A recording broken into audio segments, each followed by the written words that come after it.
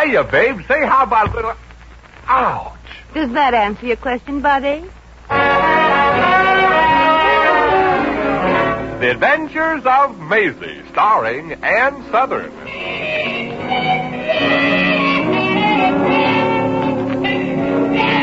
You all remember Metro-Goldwyn-Mayer's famous Maisie pictures. In just a moment, you'll hear Maisie in radio, starring the same glamorous star you all went to see and loved on the screen, Ann Southern. But first, your announcer.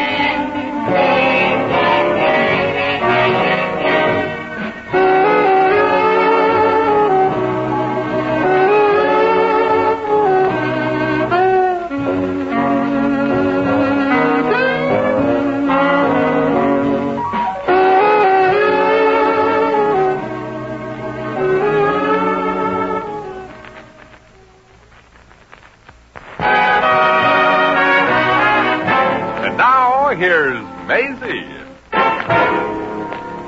Yep, I'm Maisie, like the man said. Maisie Revere. Of course, that's only the name I use on the stage. I'm half Irish, half Scotch, and the way I keep on believing that I'll make a success in show business, I guess I'm also half nuts. But I'm not complaining. I travel from place to place trying to make an honest buck, and I keep laughing at trouble. And trouble always seems to laugh back. And such a dirty laugh, too. Like, for instance, the time I wound up in the thriving little town of Bartonville. I was hitchhiking my way back to Brooklyn. I figured if I wasn't going to eat, I might as well not eat among friends. So, well, I didn't want to stay stranded in Bartonville, so I walked up to an old gent whittling away in front of a tree by the general store. Pardon me, mister, but can you tell me when the next train leaves here? Yep. Well, how about telling me? You haven't asked me yet. Oh, pardon me. When does the next train leave for the east? 9:15. 9:15? July 8th, year after next. Oh, then I guess I'd better hurry or I'll... Year after next? Yep, the railroad company won't put in a spur track off the main line until the town has a population of 2,600, and so far Bartonville only has 2,492. Well, I guess I'll have to take the bus. Ain't no buses out here, neither. No buses, no trains? What do you folks do when you want to leave this town? Talk ourselves out of it. Oh, fine. Stranded in a one-horse town. Look, Missy. I know. No horse either. Yep. Well, mister, since I'm stuck here for a while, any way of earning any money in this town? I wouldn't know. I never tried it. Well, there's no rush, Grandpa. You're young yet. I guess I'll have to stay somewhere until I figure out my next move. Can you tell me where the hotel is? Yep. Okay, I'm asking. Where's the hotel? Down the street to the corner and then 2 blocks over. Thanks. Yeah, you won't like it there, I reckon. Why not? It burned down last week. Well, why didn't you say so? You didn't ask me. Sorry, it slipped my mind. Any place else I can get a room in this warmed-over graveyard, Grandpa? Well, you might try Agatha Slumps. Well, frankly, that don't sound like a very tasty dish. Aggie's a teacher at the high school. She takes in boarders every once in a while. Only lady boarders, mind you. Aggie's a spinster lady. You know how it is. No, but I bet it ain't good. Can you tell me where I can find the high school? Yep, it's still down by the river, I think. You think? Yeah, I ain't been down to check since the tornado. Well, I think I'll amble down to the high school and see if I can make a deal with Miss Schlump. So long, Pappy. And don't sit there at the base of the tree too long. You might start to take root.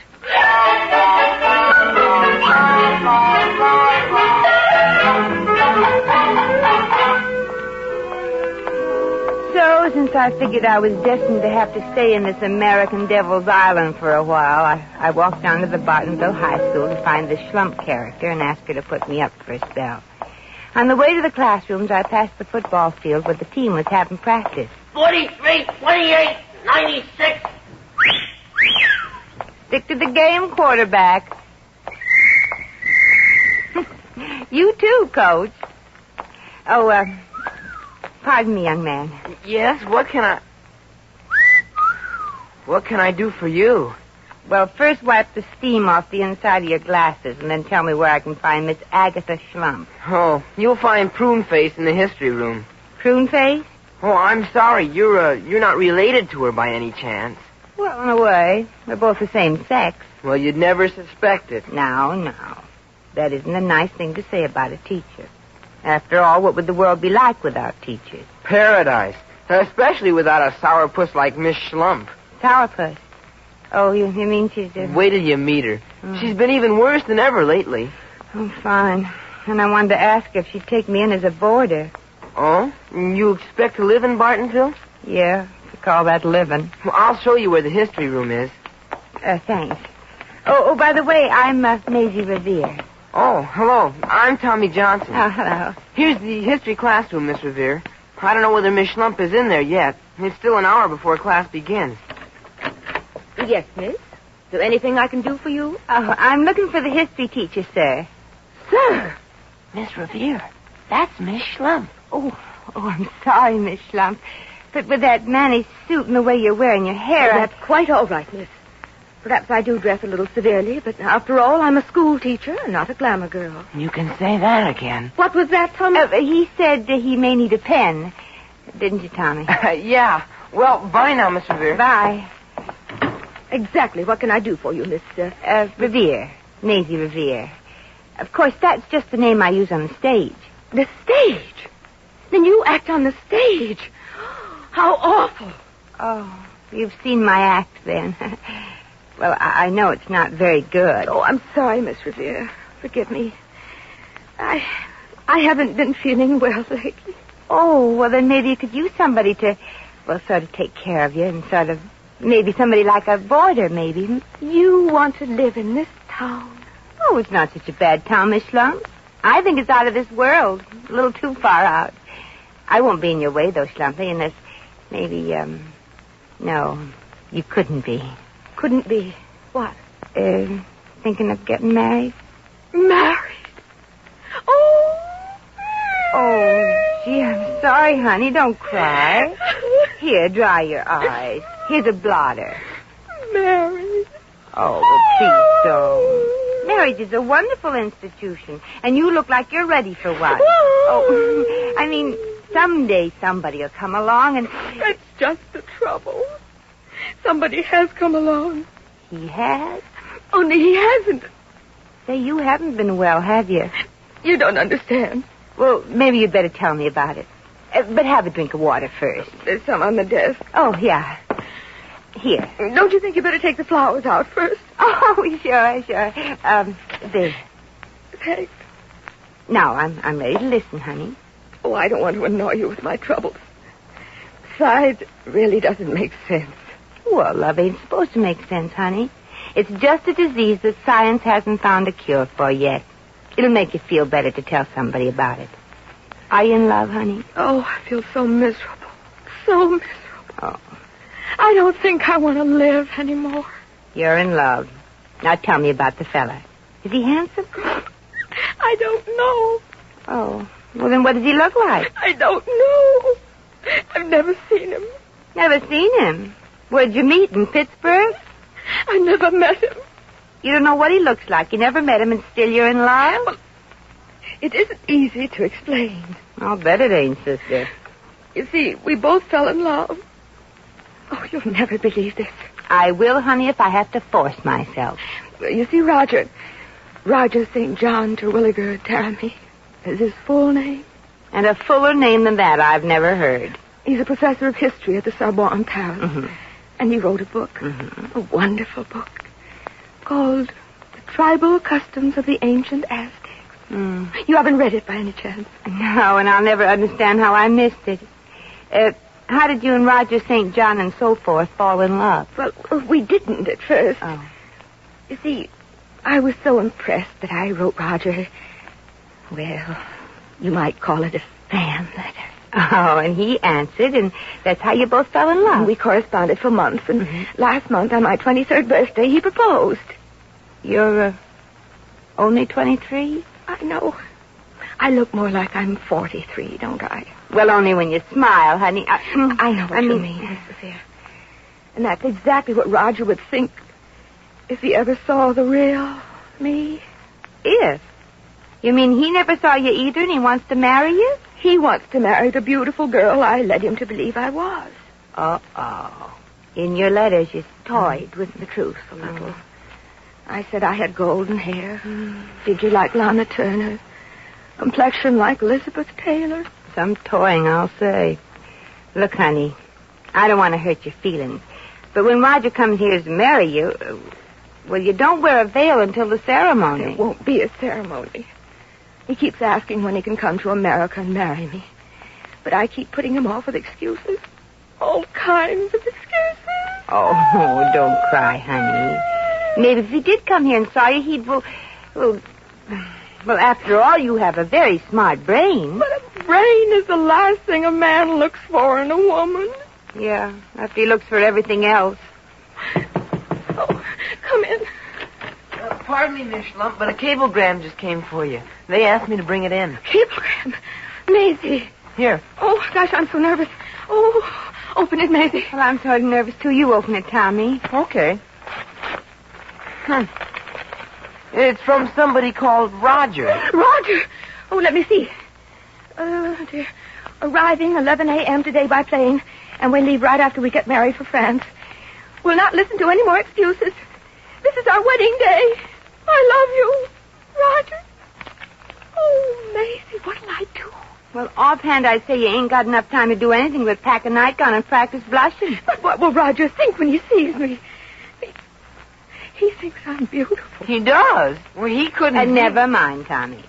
I think Aggie is pretty, if you look for the right things. You really think so, Maisie? Why, sure, honey. Why, you have very pretty... Yes. Well, this may come as a surprise to you, honey, but I can't remember when I ever saw a girl with such beautiful earlobes.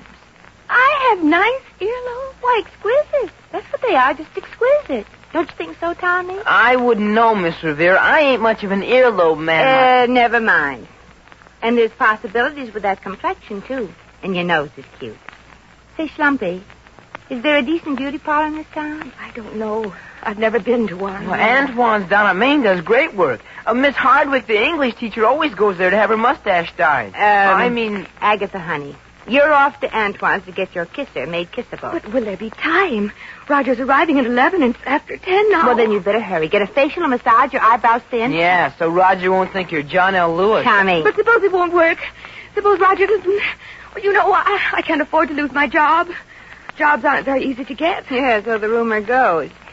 Maisie. Yeah? Would you Would I what?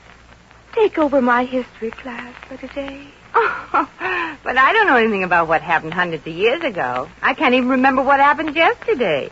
Say, why can't you just memorize today's lesson? Memorize? Yes, it's right here in the book. It's all about the First Punic War from 264 B.C. to 241 B.C. Oh. You remember studying that in school, don't you? Well, I'm afraid not, honey.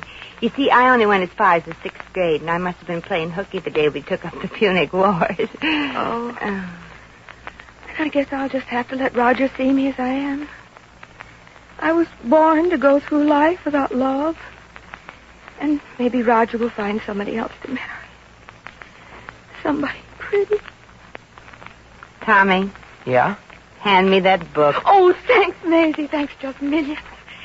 Well, I'm off. I guess I'm a little bit off, too. Get the works, honey. Here's the book, Miss Revere. And here's today's lesson. There ain't much time. You better start memorizing. Yeah, sure. The First Punic War, 264 to 241 B.C. A band of mercenaries who had been dismissed by the tyrant of Syracuse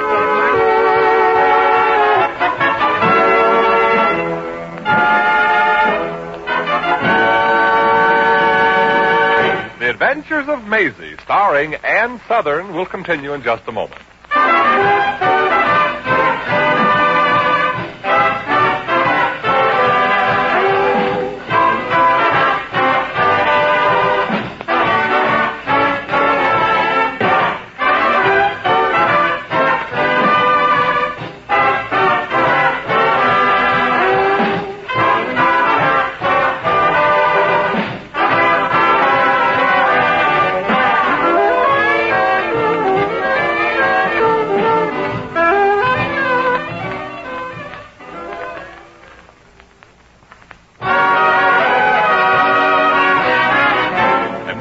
Back to Maisie. Good morning, class. I'm the substitute history teacher. Come to attention, class, please. I said come to attention, class, please. Shut up! Thank you, gentlemen. I am Miss Revere. Miss Schlump won't be with you this morning. Well, she's having a few mistakes fixed up so she can pass a very important examination this morning. I will now call the roll. Henry Grunbroad. Present. George Mason. Present. Percival Langdon. Here, teacher. Woman hater. Tony London. Oh, he's not here, teacher. I didn't ask you. If Tony's not here, let him say so himself. Tommy Johnson. Here, Miss Revere. Where? In your chair. You're sitting on me. Oh, I didn't see you. You may go to your seat, Tommy. I'm going to start the history lesson. Sure. Good luck, Miss Revere. Oh, thanks, honey. Thanks. Now, students, as you all know, today's lesson is about the First Punic War. Yeah. Well, here goes. A band of mercenaries who'd been dismissed by the tyrant of Albany. That's Syracuse. Well, I was close. Took possession of the city of Messana, and from this stronghold harassed the northeast corner of, Sicily. Thanks, dearie. Sicily. The tyrant of Syracuse, King Hero. That's Hiero. Oh, don't be such a show-off. Now, where was I? King Hiero undertook a war. Oh, yeah. This here king character undertook a war against them. In 264, Rome's legions found the Carthaginians already in possession of Messana, and the First Punic War began. Thanks, fellas, thanks. It was really nothing. Now, are there any questions? No? Good. Now, you may open your books and read the next lesson. I have a question, Miss Revere. Wouldn't you just know it? What's your question, Percival? Where is Messana? A very good question. Now, as I said before, you may all open your books and study the next lesson. I've already read tomorrow's lesson, Miss Revere. Well, read it again. I ain't playing any favorites. If you don't mind, I'd like to ask a question about the Second Punic War. Oh, the second one? Yes. Well, the first one was a much nicer war, you know. Well, very well, then. Let's discuss the First Punic War. Sure, kid, sure. The First Punic War, a band of mercenaries who'd been dismissed by the tyrant of Syracuse, instead of marching home... Who fought in the First Punic War, Miss Revere? Took possession of the city of Messana, and from this... Who fought? Yes, between exactly what armies, exactly? Exactly what armies, exactly.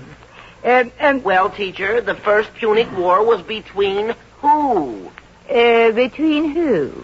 Why, between the Punes and the Icks, naturally. But, Miss Revere... Sorry, that's all we have time for. Class dismissed. Oh, but Miss Revere, it's only 10:45. You heard, teacher, Sonny. Class dismissed. Cat now. Gee, thanks, mister. I was in a tough spot. I don't know how to thank you. I do. Just say yes. Say yes? To what? Have dinner with you, maybe? Yes, for the rest of your life. Oh, now, wait a minute. I never saw you before. Oh, but I've seen you, darling, in my dreams. And you look even more beautiful than your letters led me to believe. Letters? Oh, then you're... Yes, Roger, and your admirer. Admirer? That's how you sign all your letters. Ever since your first fan letter. You never told me your real name. Well, look, Roger, Don't Mr. talk, darling. Don't talk. Just say you'll marry me at once. Oh, but, Roger, you're making a mistake. Yes, a big mistake. By not coming to America sooner and taking you away with me. Well, then I never thought teachers of ancient history could be so beautiful, so gorgeous. Mr. Roger, Well, now, hold it a minute, Tommy. Go on, Roger. Such gorgeous golden hair. Just think, in 20 minutes we'll be man and wife. 20 minutes? Oh, well, look, I can't. Can I, Tommy? No, look, mister. Go away, boy, and tell the principal he'll have to get another teacher. Ah, ma chérie, je t'aime. Est-ce que vous m'aimez aussi? Oh, well, say it in English, Roger. I'm afraid I might be saying yes to the wrong question. Look, Miss Revere. Revere. Oh, a beautiful name. But soon it will be changed to Durhamy. Mrs. Roger St. Jean Terwilliger Durhamy. I have the justice of the peace waiting at the plane. The plane? Yes, I had to charter my own. Took all my money. The pilot is waiting, and I have to get back today in order for both of us to make the boat to France. But she can't marry you. No, it'd be bigamy. Oh, I took the teacher's place here. Well, they can get another teacher to take your place. I'll get the justice of the peace back here. We'll be married before you can say... Schlump. Schlemp? What's a schlemp? Exactly what it sounds like. It sounds like something quite unattractive. You guessed it, mister. Well, I've got to rush off now, darling. I'll be back in 20 minutes. Well, Tommy, what now? Gee, I don't get it. What made him think you were her? Well, Aggie probably told him she was the history teacher here. And since you were subbing for her as a teacher, he thought you were Miss Schlump. Yeah, and I don't mind subbing for her as a teacher, but expecting me to sub for her as a bride is a little too much. You gotta get Aggie, Tommy, and bring her back here fast. But supposing she don't... Well, Huh? he already thinks she's... Huh? Well, you're beautiful, and when he sees her, maybe the beauty parlor didn't... well, you know. What then? I don't know, Tommy, but Confucius once said that love is blind. Well, we'll soon find out whether Confucius is a liar. Go get Miss Schlump, Tommy.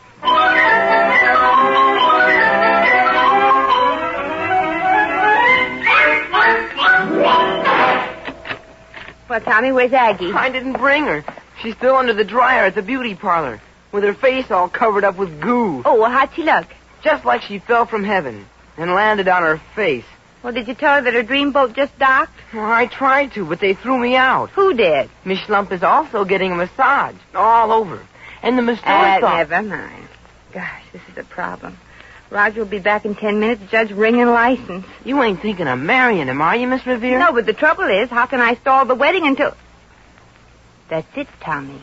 What's what? I'll go through the ceremony and stall it long enough for Miss Schlump to get here. But can you stall becoming Mrs. de Ramey long enough for Schlumpy to get beautiful? I don't know, Tommy. But if I can't, my children are going to have a complete stranger for a father.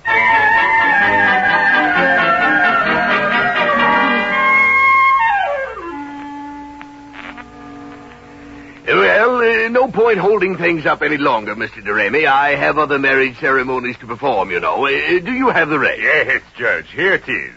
Like it, darling. Well, sure. But don't you think it's a little too small for my thumb? For your thumb. Yeah. In case I ever hitch a ride, I want the fresh guy who picks me up to know I'm married.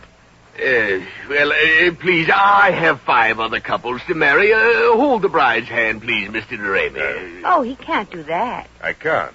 Why not? Well, after all, I hardly know you. I'll introduce myself after we're married.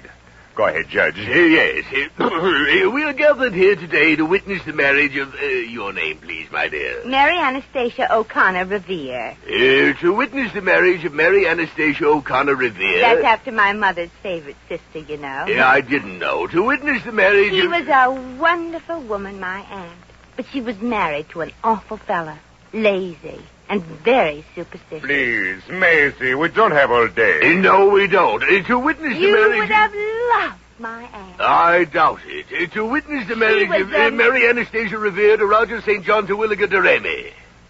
Wise guy. Please, darling, let's get on with the wedding. Yes, I'm not getting paid by the hour. Do you, Roger, take this woman? Mary Anastasia O'Connor Revere. For your legally... After my mother's favorite sister. Yeah, I know all about it. For your legally... Oh, did you know my aunt? She knew everybody. She's dead now. Good. For your She was legally... so... I do. He didn't ask the question yet. I knew the question. Oh. So, Roger St. John Terwilliger de Ramey, you've been married before. No, thank goodness. Now, if there's anybody Well, here... Roger St. John Terwilliger de Ramey, if you're going to jump down my throat at a simple little question, maybe we'd better call this whole thing off. Please, Maisie, I want to marry you. So do I. Too late, Judge. Roger saw me first. Oh, please, let me get my 2 cents into this so-called love match. Before I declare you man and wife, is there anybody present who has any objections? I do. No. I do. Oh, thank goodness, Miss Schlump. Who is this? Tommy told me he was here, Miss Revere. But he didn't tell me you were marrying my Roger. You're Roger. I don't understand. But I do. This man-crazy female here wanted to get me out of the way so that she could entice my fiancé away from me. And that's why she sidetracked me to the beauty parlor. Now, wait a minute. I didn't. Say, what'd they do to you, man? You're gorgeous. Now, wait a minute. What's coming... Yes. She's gorgeous, isn't she? If he's so fickle that he'll marry the first girl he sees, I never want. You really think I'm pretty, Roger? Does that answer your question, honey? Look, I've got a little question, too. And Agatha's the answer, Roger. She's the one you've been corresponding with. The one you really want to marry, don't you, Roger? Well? Well? Well?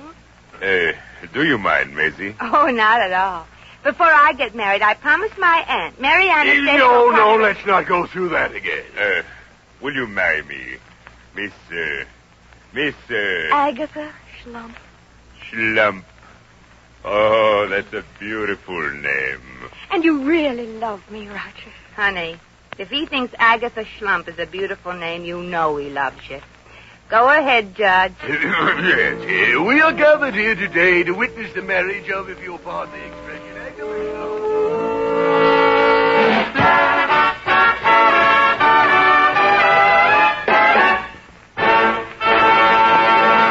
In just a moment, we shall return to the adventures of Maisie.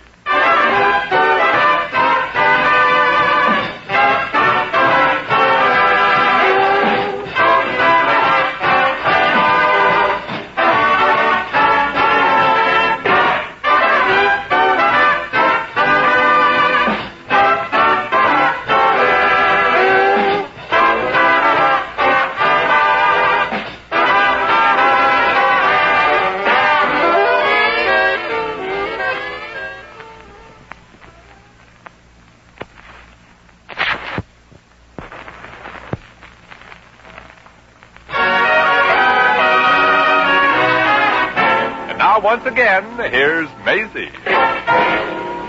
And so Aggie and Roger were married. Aggie made a beautiful bride. That beauty parlor did wonders by her. Brother, I'll bet there was one lemon who never thought she'd wear orange blossoms. But I guess all brides are beautiful. And I hope those two kids will be happy.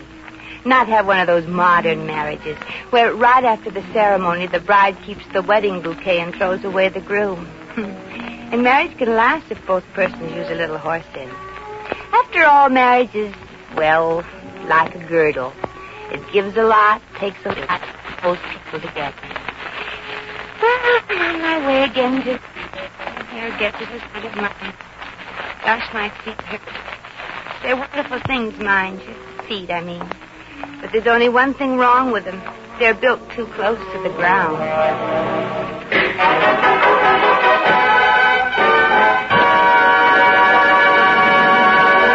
You've just heard The Adventures of Maisie, starring Ann Southern.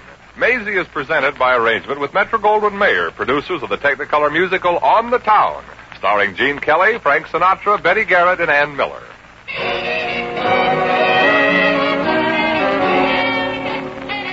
Maisie was written by Arthur Phillips. Original music was composed and conducted by Harry Zimmerman. Supporting cast included Lorene Tuttle, Gerald Moore, Sidney Miller, Frank Nelson, Tommy Bernard, and Elmore Vincent. Jack McCoy speaking.